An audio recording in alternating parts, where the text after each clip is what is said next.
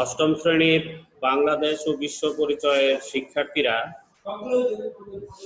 Online শিক্ষা কার্যক্রমে তোমাদের সকলকে স্বাগত। আজকে আমি বাংলাদেশ ও বিশ্ব পরিচয়ের সপ্তম অধ্যায় নিয়ে আলোচনা করব। সপ্তম অধ্যায়ের প্রথমে তোমরা বই খোলো এবং টেবিলে বসে যাও। সপ্তম অধ্যায়ের পার্ট 1, সরকারের শ্রেণী বিভাগ। এই অধ্যায়টা খুবই ইম্পর্টেন্ট। তোমরা যদি এই অধ্যায়টা বুঝো তাহলে সামাজিক বিজ্ঞানের অর্থাৎ বাংলাদেশ ও বিশ্ব পরিচয়ের মনে রাখবা একটি গুরুত্বপূর্ণ অধ্যায় তোমাদের নিয়ন্ত্রণে আসবে। তাহলে আমি আলোচনা শুরু করি। আমাদের আজকের পার্ট 1, সরকারের শ্রেণী বিভাগ। আমরা জানি যে কোনো রাষ্ট্র হতে হলে মূল 4টি উপাদান লাগে। এক হচ্ছে কি, নির্দিষ্ট ভূখণ্ড থাকতে হবে। 2, জনসমষ্টি থাকতে হবে। 3, সার্বভৌম থাকতে হবে। এবং চতুর্থ উপাদান হচ্ছে একটি রাষ্ট্রে সরকার থাকতে হবে। এখন প্রত্যেকটা দেশে একই রকম সরকার থাকে না, এক এক দেশে এক এক ধরনের সরকার থাকে। এখন আমাদের জানতে হবে কত ধরনের সরকার এই বিভিন্ন স্বাধীন রাষ্ট্রে দেখা যায়। তো চলো আমরা সরকারের শ্রেণী বিভাগ নিয়ে আলোচনা করি। আজকের অধ্যায় হচ্ছে সপ্তম অধ্যায়। তোমরা বই নিয়ে টেবিলে বসে যাও। সপ্তম অধ্যায় দেখতে পাচ্ছ? এই যে দেখো, এখন একটা চার্ট আছে। এই সরকারের শ্রেণী বিভাগ। সরকারকে 2 ভাগে ভাগ করা যায়, গণতান্ত্রিক সরকার ও একনায়কতান্ত্রিক সরকার। এখন আসো, আমাদের না এই অধ্যায়ে কি জানতে হবে, কি শিখতে হবে তোমাদের পরীক্ষার জন্য। গণতান্ত্রিক সরকার বলতে কি বুঝো, একনায়কতান্ত্রিক সরকার বলতে কি বুঝো, এগুলো প্রত্যেকটা সরকারের সংজ্ঞাটা ভালোভাবে শিখতে হবে, বুঝতে হবে। তাহলে চলো আমি প্রথমে আলোচনা করি। সরকারকে প্রধানত 2 ভাগে ভাগ করা যায়। কয় ভাগে? 2 ভাগে ভাগ করা যায়, গণতান্ত্রিক সরকার ও একনায়কতান্ত্রিক সরকার। তো প্রথমে আমি বলবো গণতান্ত্রিক সরকার কাকে বলে। যে সরকার ব্যবস্থায় জনগণ সার্বভৌম ক্ষমতার অধিকারী, জনগণের সকল ক্ষমতার উৎস এবং জনগণের দ্বারা নির্বাচিত প্রতিনিধিরা রাষ্ট্র শাসন করে, তখন সেই সরকার ব্যবস্থাকে আমরা বলবো গণতান্ত্রিক সরকার।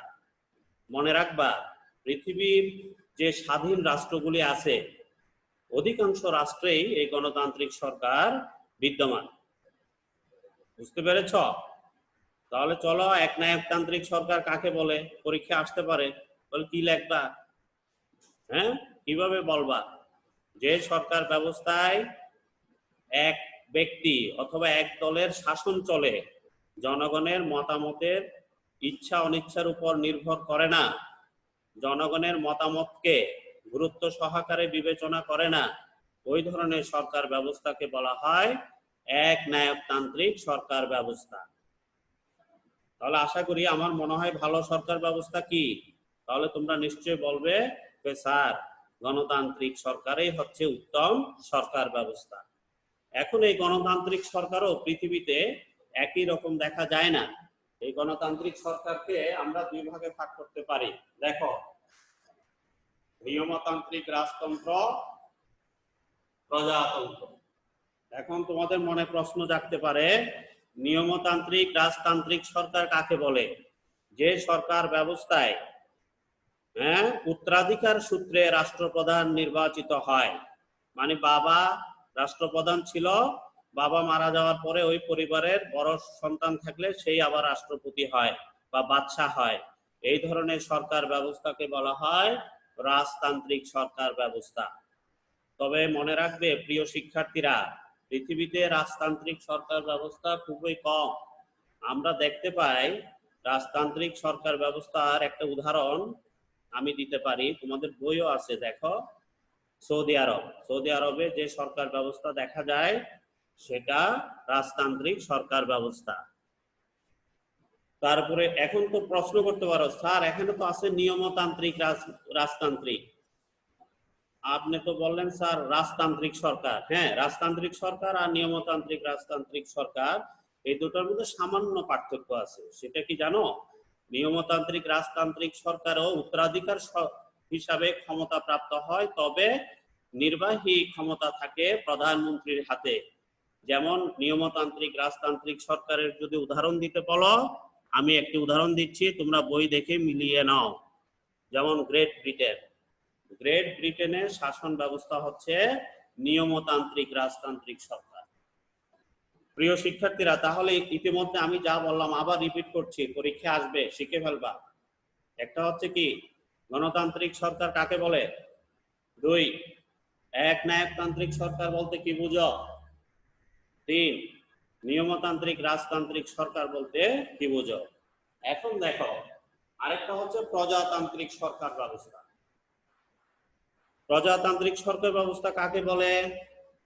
যে সরকার ব্যবস্থায় জনগণের দ্বারা নির্বাচিত প্রতিনিধিরাই একটি স্বাধীন দেশ পরিচালনা করে, তখন ওই শাসন ব্যবস্থাকে বলা হয় প্রজাতান্ত্রিক শাসন ব্যবস্থা। যেমন আমাদের বাংলাদেশ কি প্রজাতান্ত্রিক। তাহলে প্রিয় শিক্ষার্থীরা, এগুলি আসবে। এখন আসো, প্রজাতান্ত্রিক শাসন ব্যবস্থা কিন্তু আবার 2 প্রকার। একটা হলো সংসদীয় সরকার, আর একটা হচ্ছে রাষ্ট্রপতি শাসিত সরকার। এখন প্রশ্ন করতে পারো, স্যার সংসদীয় সরকার পদ্ধতি বলতে কি বুঝি বা কি বুঝায়?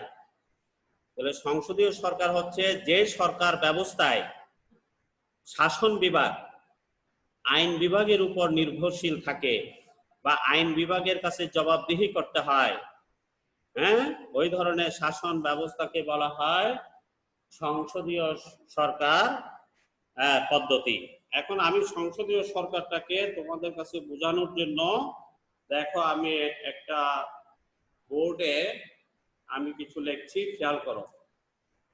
তোমরা জানো প্রিয় শিক্ষার্থীরা, যে কোনো স্বাধীন দেশে 3টা বিভাগের দ্বারা ওই দেশ পরিচালিত হয়। বলতে পারবে 3টা বিভাগ কি কি? তাহলে আমি বলি, তোমরা খেয়াল করো। একটা হচ্ছে আইন বিভাগ, 2 শাসন বিভাগ, 3 বিচার বিভাগ। এখন আমি এটা বোর্ডে এই যে দেখো এখানে লিখছি আইন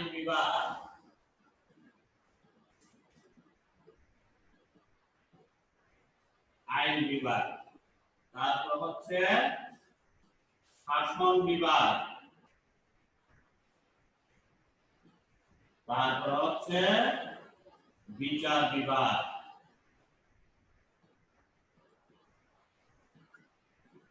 এই 3টা বিভাগ দ্বারা আমাদের যে কোনো স্বাধীন দেশ পরিচালিত হয়। এখন আমি যেটা বোঝাতে চাচ্ছিলাম সেটা হচ্ছে কি, সংসদীয় সরকার কাকে বলে? আমি কি বলছিলাম, যে সরকার ব্যবস্থায় এই শাসন বিভাগ, এই যে এই বিভাগ শাসন বিভাগ আইন বিভাগের উপর নির্ভরশীল, মানে আইন বিভাগের কাছে জবাবদিহি করতে হয়। আইন বিভাগ কি? আইন বিভাগ হচ্ছে জানো, জাতীয় সংসদ, ওই যেখানে এমপিরা বসে আইন তৈরি করে। কি তোমাদের এলাকার এমপি কি নাম বলতে পারবা? আমার তো মনে হয় বর্তমান এমপি হচ্ছে ABM আব্দুল লতিফ। কি ম্যাডাম, ABM আব্দুল লতিফ না বর্তমান এমপি? এই এমপিরা মিলে ওই যে জাতীয় সংসদে আইন তৈরি করে। এই জাতীয় সংসদকে বলা হয় আইন বিভাগ। খেয়াল করো, জাতীয় সংসদকে কি বিভাগ বলে প্রিয় শিক্ষার্থীরা? আইন বিভাগ। এই চ্যাপ্টারটা বুঝে নাও, এটা অনেকেই বুঝে না, আইনের ব্যাপার তো। আর বাংলাদেশ সচিবালয় আছে ঢাকায়, বুঝছো, মানে শাসন বিভাগের হেড। এই শাসন বিভাগ বলা হয় বাংলাদেশ সচিবালয়কে। আর ঢাকায় তোমরা নিশ্চয়ই সুপ্রিম কোর্ট দেখেছো, বিচার, সর্বোচ্চ বিচার বিভাগ, এই সেটার নাম হচ্ছে বিচার বিভাগ, সুপ্রিম কোর্ট। এখন আমি যেটা তোমাদেরকে বোঝাতে চাচ্ছি সেটা হলো সংসদীয় সরকার কাকে বলে। তাহলে তোমরা কি লিখবা, কি বলবা? যে সরকার ব্যবস্থায় শাসন বিভাগ, মানে দেশ শাসন করে কোন বিভাগ? শাসন বিভাগ। এই শাসন বিভাগ আইন বিভাগের কাছে জবাবদিহি করতে হবে। তখন সেই ব্যবস্থাকে বলা হয় সংসদীয় সরকার ব্যবস্থা। আর রাষ্ট্রপতি শাসিত সরকার কাকে বলে? যদি পরীক্ষা আসতে পারে রাষ্ট্রপতি শাসিত সরকার, তখন তোমরা কি বলবা? যখন রাষ্ট্রপতি তার মন্ত্রী পরিষদ দ্বারা সরাসরি দেশের জনগণকে শাসন করে, তখন তাকে বলা হয় রাষ্ট্রপতি শাসিত সরকার। এই সরকার ব্যবস্থায় শাসন বিভাগ আইন বিভাগের উপর নির্ভরশীল নয়।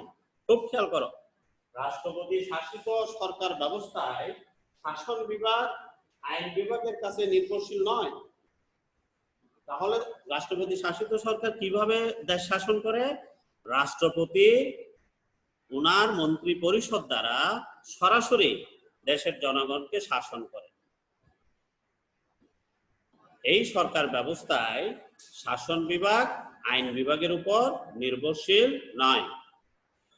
তাহলে এই প্রিয় শিক্ষার্থীরা, তোমাদের এই চ্যাপ্টার থেকে না এগুলি একটু ভালো মতে এখানে আছে, আমি বলি 72 পৃষ্ঠায় আছে, কিন্তু প্রতিটা সংজ্ঞা 72 পৃষ্ঠায় আছে, তোমরা শিখে নিবা। কিন্তু এটা যদি শিখতে পারো তাহলে আমি মনে করবো তোমার এই চ্যাপ্টারের অনেক কিছুই তোমরা বুঝবা। আমি আবারও বলছি, তোমাদের বাড়ির পড়া কি কি শিখবা। গণতান্ত্রিক সরকার কাকে বলে? একনায়কতান্ত্রিক সরকার বলতে কি বুঝো? নিয়মতান্ত্রিক রাজতান্ত্রিক সরকার বলতে কি বুঝো? প্রজাতান্ত্রিক সরকার কাকে বলে? সংসদীয় পদ্ধতির সরকার কাকে বলে? রাষ্ট্রপতি শাসিত সরকার কাকে বলে? এখন আসো শিক্ষার্থীরা, আমরা দেখতে পাচ্ছি নিয়মতান্ত্রিক রাজতান্ত্রিক সরকার আবার দুই প্রকার, যুক্তরাষ্ট্রীয় এককেন্দ্রিক। আবার সংসদীয় সরকার এবং রাষ্ট্রপতি শাসিত সরকারও কিন্তু একই রকম, দুই প্রকার, যুক্তরাষ্ট্রীয় হতে পারে এককেন্দ্রিকও হতে পারে। তাহলে এখন কি তোমাদের মনে প্রশ্ন জাগে না? আমার মনে তো প্রশ্ন জাগে। কি তোমরা যে যার যার ঘরে বসে পাঠ গ্রহণ করছো, তোমাদের মনে কি প্রশ্ন জাগে না? কি প্রশ্ন বলবো স্যারে? মানে স্যার, যুক্তরাষ্ট্রীয় সরকার কাকে বলে আর এককেন্দ্রিক সরকার কাকে বলে?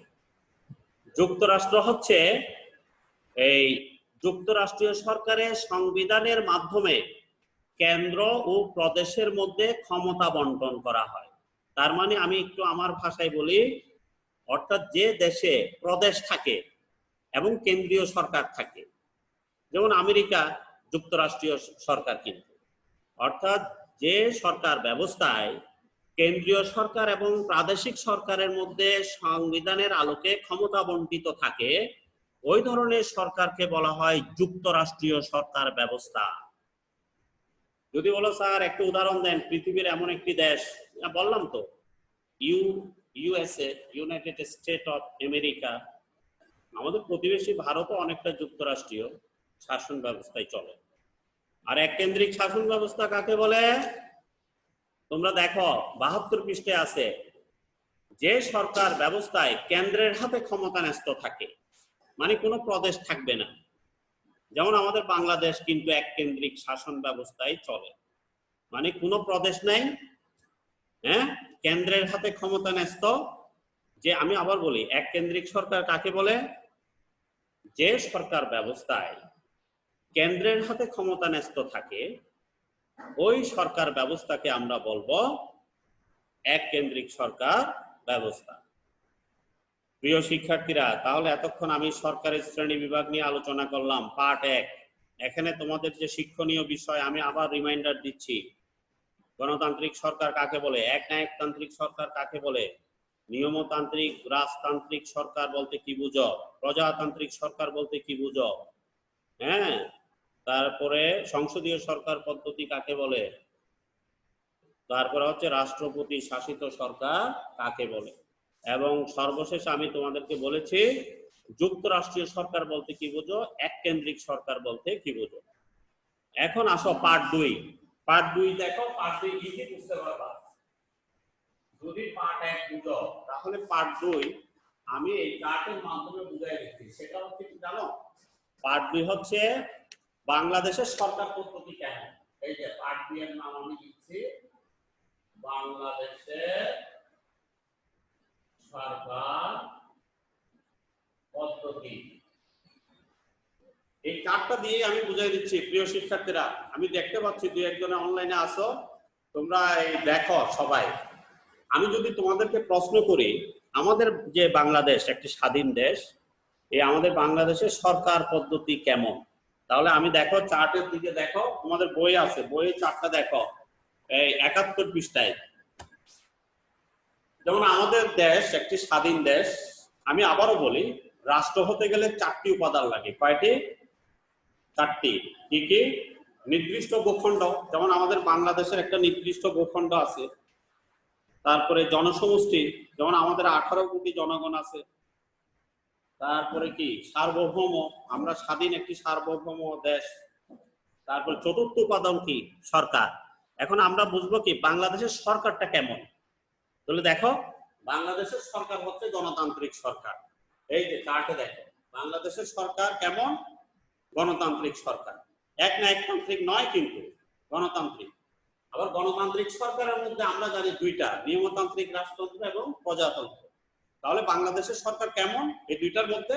তোমরা কি বলবা? নিশ্চয় বলবা যে স্যার আমাদের বাংলাদেশ প্রজাতান্ত্রিক সরকার। মানে প্রজাতান্ত্রিক মানে কি? প্রজা মানে জনগণ, জনগণের দ্বারা নির্বাচিত প্রতিনিধিরাই আমাদের দেশ পরিচালিত করে, প্রজাতান্ত্রিক সরকার। এখন আবার তোমাদের মনে প্রশ্ন থাকবে, স্যার এখনো তো বাকি আছে জানা, সেটা কি? প্রজাতান্ত্রিক সরকার তো স্যার আপনি বললেন আবার দুই প্রকার, সংসদীয় সরকার, রাষ্ট্রপতি শাসিত সরকার। স্যার বর্তমানে আমাদের বাংলাদেশ কোন সরকার পদ্ধতিতে চলে বলতে পারবা? আমি বলে দিচ্ছি, দেখো আমাদের বাংলাদেশ বর্তমানে চলে সংসদীয় সরকার পদ্ধতি। কিভাবে বুঝলাম? এই দেখো, সংসদীয় সরকার কাকে বলে আমি আবার বলছি, যে সরকার ব্যবস্থায় আইন শাসন বিভাগ, আইন বিভাগের কাছে জবাবদিহি করতে হয়। তোমরা দেখো বাংলাদেশের সচিবালয়ে যারা সচিব, যারা দেশ চালাচ্ছে, শাসন করছে, তারা কিন্তু পার্লামেন্টে, জাতীয় সংসদে মাননীয় মন্ত্রীদের নিকট, মাননীয় এমপিদের নিকট জবাবদিহি করতে হয়। কি বুঝতে পেরেছ? এই কারণে আমাদের সরকারটা হচ্ছে কি সংসদীয় সরকার পদ্ধতি। তাহলে তোমাদেরকে একটু বলে রাখি, আমাদের বাংলাদেশে সংসদীয় সরকার পদ্ধতির পূর্বে আমাদের এক সময় রাষ্ট্রপতি শাসিত সরকার ছিল, কিন্তু আমরা চেঞ্জ করে সংসদীয় সরকার পদ্ধতিতে এখন আমরা চলছি। এখন তোমাদের মনে প্রশ্ন জাগতে পারে, স্যার সংসদীয় সরকার পদ্ধতিতে আমাদের বাংলাদেশ চলছে, এখন আমাদের বাংলাদেশ কি যুক্তরাষ্ট্রীয় পদ্ধতিতে চলছে না এককেন্দ্রিক? কিন্তু আমি তো আগেই বলেছি আমাদের বাংলাদেশে কোনো প্রদেশ নেই, আমাদের ক্ষমতাটা কি কেন্দ্রে একীভূত। হ্যাঁ, এই কারণে আমাদের সরকার পদ্ধতি হচ্ছে এককেন্দ্রিক। তাহলে এখন আমি যদি বলি তোমাদেরকে বাংলাদেশের সরকার পদ্ধতি কেমন, বা পরীক্ষায় যদি আসে, তাহলে তোমরা কি বলবা? বলবা যে বাংলাদেশ একটি গণতান্ত্রিক সরকার ব্যবস্থায় পরিচালিত হয়। আর গণতান্ত্রিক সরকার ব্যবস্থার মধ্যে আমাদের সরকার হচ্ছে প্রজাতান্ত্রিক সরকার। প্রজাতান্ত্রিক সরকার মধ্যে আমাদের সরকার ব্যবস্থা হচ্ছে সংসদীয় পদ্ধতির সরকার। সংসদীয় পদ্ধতির সরকারের মধ্যে আমরা জানি দুই প্রকার, যুক্তরাষ্ট্রীয় এবং এককেন্দ্রিক। আর আমাদের সরকার হচ্ছে এককেন্দ্রিক সরকার। প্রিয় শিক্ষার্থীরা, এই হচ্ছে আমার আজকের পার্ট 1, পার্ট 2। এর উপর ভিত্তি করে আমি তোমাদের বাড়ির কাজ দিব। আশা করি তোমরা মনোযোগ সহকারে পার্ট 1, পার্ট 2 পড়ে আমার বাড়ির কাজটা করলে তোমরা পার্ট 1, পার্ট 2 থেকে কোনো বহু নির্বাচনী প্রশ্ন অথবা কোনো সৃজনশীল প্রশ্ন যদি আসে তাহলে অবশ্যই তোমরা পারবে। তাহলে এখন আমি বাড়ির কাজ দিচ্ছি, তোমরা লিখে রাখো।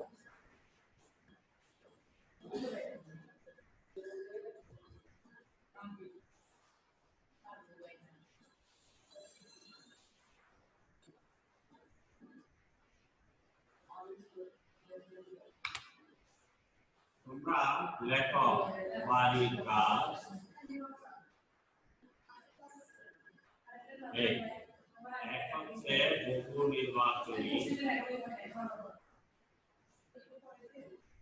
বহু নির্বাচনী প্রশ্ন। তোমরা বেশি না 15টা প্রশ্ন লিখবে, প্রশ্ন লিখবে এবং উত্তর লিখবে।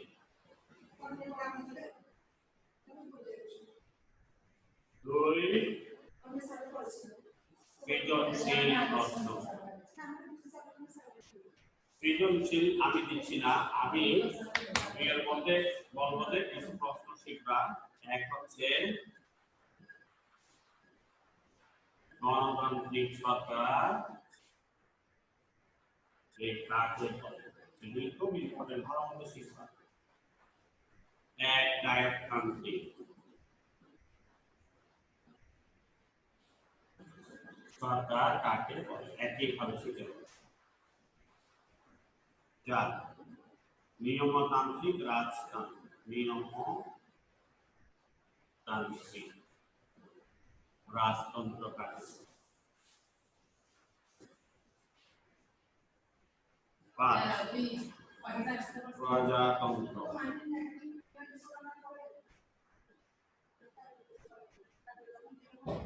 কথা বলেন না, কথা বলছেন।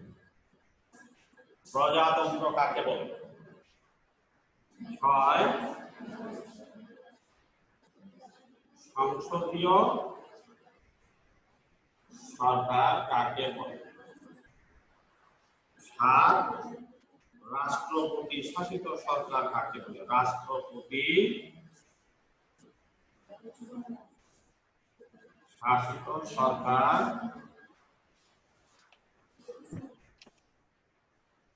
কাকে বলে। তারপরে 8 এগুলি কিন্তু খুবই ইম্পর্টেন্ট, এগুলি কষ্ট করে অবশ্যই শিখবা। যুক্তরাষ্ট্রীয় সরকার কাকে বলে।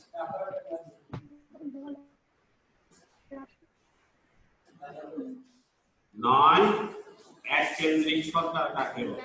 এই এগুলি খুব ইম্পর্টেন্ট। প্রিয় শিক্ষার্থীরা, এই 9টা প্রশ্ন ভালোভাবে শিখবা, কিন্তু এগুলি খুবই ইম্পর্টেন্ট। এগুলি যদি পারো তাহলে এই অধ্যায়টাই তোমরা ভালো মতো বুঝবা। আর ভালো মতো বুঝলে অবশ্যই পার্ট 3, 4, হ্যাঁ, এখানে মোট পার্ট 7টি পার্ট আছে। আজকে আমি পার্ট 2টি আলোচনা করলাম, পার্ট 1, পার্ট 2। তা আশা করি বাড়ির কাজগুলি করবা। তোমরা নিরাপদে বাসায় থাকো, পিতামাতার কথা অবশ্যই শুনবে। আজকের এই পার্ট এখানেই শেষ হলো। ধন্যবাদ সবাইকে।